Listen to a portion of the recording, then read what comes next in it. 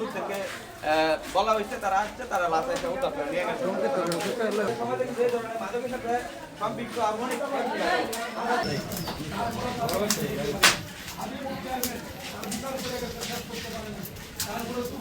কারণে আমরা আজকে বিচার পাচ্ছি না। আমাদের ভাই পাতিদা সবাই এই ধ্বংসের মুখে। এই নুরুল ইসলাম এত ভয়ঙ্কর মার্ডারের সাথে মাদকের সাথে। আমার নাম আব্দুল সামাদ। যাতে আমরা সবাই দৃষ্টান্তমূলক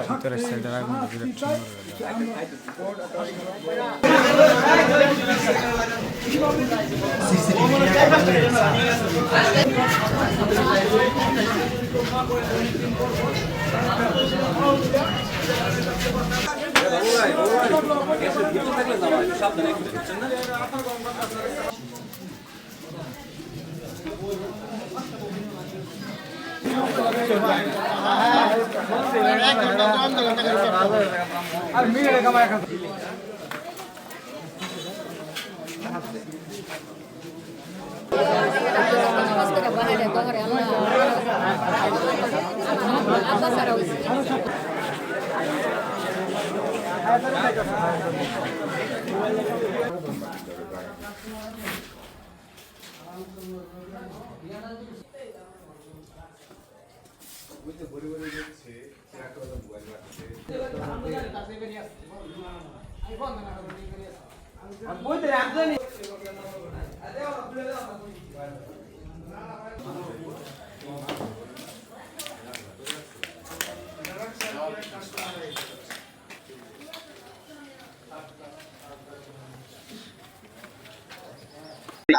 আজ রাত 1টার সময় আমরা সংবাদ পাই যে স্বামী কর্তৃক স্ত্রী তাদের পারিবারিক দ্বন্দ্বের কারণে 3 তারিখ এবং 4 তারিখ বিভিন্ন সময় তাকে নির্যাতন করেছে।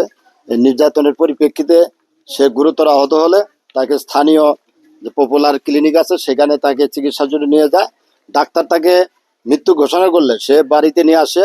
আনার পর সেই লাশ সে ঘরে তালাবদ্ধ করে রেখে পালিয়ে যায়। এই পালিয়ে যাওয়ার সময় তার এই ঘরের যে চাবিটি, এই চাবিটি তার মায়ের কাছে রাখে, জুবেদা খাতুনের কাছে। আমরা এই সংবাদ পেয়ে রাত্রে আসার পর এটা সরুতাল সম্পন্ন করে ময়নাতদন্তের জন্য শহীদ তাজউদ্দিন মেডিকেল কলেজ হাসপাতালে প্রেরণ করি। এই ঘটনার সাথে জড়িত জুবেদা খাতুন ভিকটিমের শাশুড়ি, তাকে গ্রেপ্তার করা হয়েছে। এটা মামলা প্রক্রিয়াধীন। জুবেদা খাতুনকে বিজ্ঞ আদালতে সুবদ্ধ করা হবে। সরুতাল সম্পন্ন করা কালে লাশের বিভিন্ন স্থানে তার শারীরিক আঘাতের চিহ্ন পাওয়া গেছে। এই বিষয়টি পোস্টমর্টম সম্পন্ন হলে তারপর বোঝা যাবে যে কোথায় কোথায় আঘাতের চিহ্ন আছে এবং এটার ঘটনার তদন্ত সাপেক্ষে পরবর্তী এদের মোটিভ টের পাওয়া যাবে। ভিকটিমের মামা জসিম শেখ সে অভিযোগ দায়ের করেছে থানায়।